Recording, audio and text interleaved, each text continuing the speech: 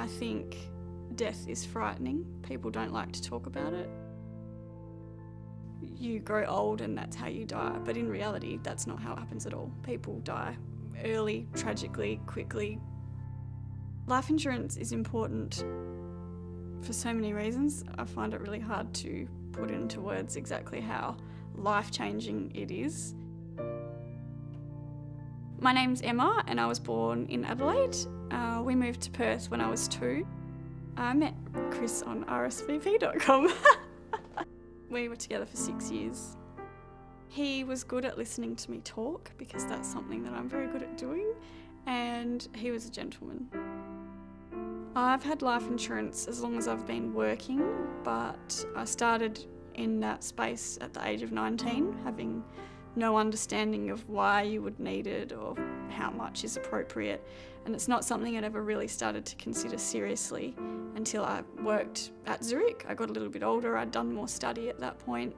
I think the advice is important because everybody's situation is so individual, and you need to be able to see somebody that understands the complexities of it and that can truly work out how to keep you in the lifestyle that you're used to, and then consider changes into the future. For me, having a baby was a big one of those. I hadn't seen an advisor for myself, and some of that comes down to it's not always just an individual decision. When you're in a relationship, seeking financial advice and outlaying the costs that come with doing that it's a joint decision. So it was something that I valued significantly, but my husband unfortunately would have preferred to spend the money on something more exciting. So I did the increase myself. It was almost like a list of chores. You know, we've just got this mortgage and I need to put on that list now that the insurance needs to go up because we have a house that we need to accommodate. And that's how it came about. I got the forms, I filled them out. I'd ran quick numbers in my head. I thought, you know, we need to pay the house off. We need a little bit of money for a period of time to grieve where you don't have the pressure of going to work. And in my brain at the time, that was probably 12 months.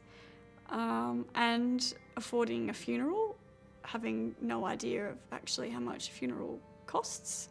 And that was it. But I didn't factor in at the time that I was 8 months pregnant when I was doing it, that if Chris died tomorrow or in that immediate future, there was no money from anywhere because I didn't have a job.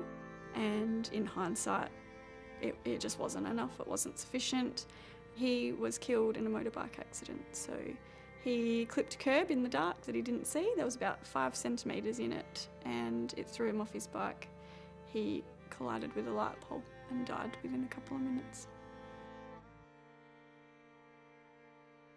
I just phoned my mother-in-law and she was happy and excited to hear from me. We just had a new baby, so everyone was kind of on cloud 9, and I just remember telling her he's gone. My mum took the phone off me and explained in what sense I meant he was gone.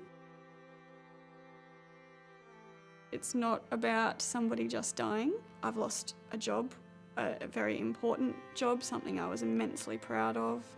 It's a really big part of my personality and that's gone. Obviously I've lost the love of my life and I was 29 at the time, so I've got a little boy that I want to do the right thing by, and Aiden might not know anything about his dad now, but when he's 5 and making Father's Day gifts at school, I'll get questions, so I have to learn about what the answers are going to be. Financially now, I take the most comfort from having a roof over my head, but that is about as far as it goes. The husband's out of the equation. There's not 2 people earning a living. It's me, which is absolutely terrifying because I'm a single mum. So I have to find ways of caring for him. I have to find ways of bringing money into our household and trying to put my life back together because that's a really big, almost impossible challenge.